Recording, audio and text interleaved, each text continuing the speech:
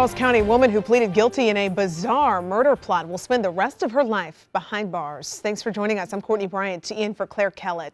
Today, Pamela Hupp learned her sentence 3 years after the murder of Louis Gumpenberger in Alford, Missouri.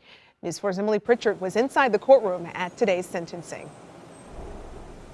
Courtney, today inside the courtroom back behind me, Louis Gumpenberger's sister called Pamela Hupp a serial killer and said it was unfortunate that she didn't receive the death penalty. Hupp was sentenced inside the courtroom back behind me today to life in prison without the opportunity of parole for this man's murder, Louis Gumpenberger, in August of 2016. Prosecutors say Hupp lured him to her O'Fallon, Missouri home, trying to frame someone else for a separate 2011 murder. He was shot once he arrived.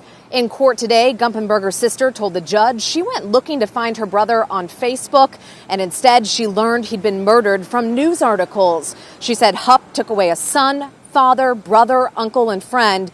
The judge sentenced Hupp to life for the murder, and she was also given 30 years for armed criminal action. Here's St. Charles County Prosecutor Tim Lomar. Every bit of air she will breathe the rest of her life will be from the inside of a prison cell. That's got to give some satisfaction to those who may have been victimized by her. In June, Hupp entered what's called an Alford plea, which basically doesn't let her accept guilt, but it acknowledges that the court had enough evidence to convict her. Coming up for you all new on News 4 at 5, we'll talk to Gumpenberger's family. His 14-year-old son was in the courtroom today, but you'll hear from his mother and her reaction to Pamela Hupp going to prison for life.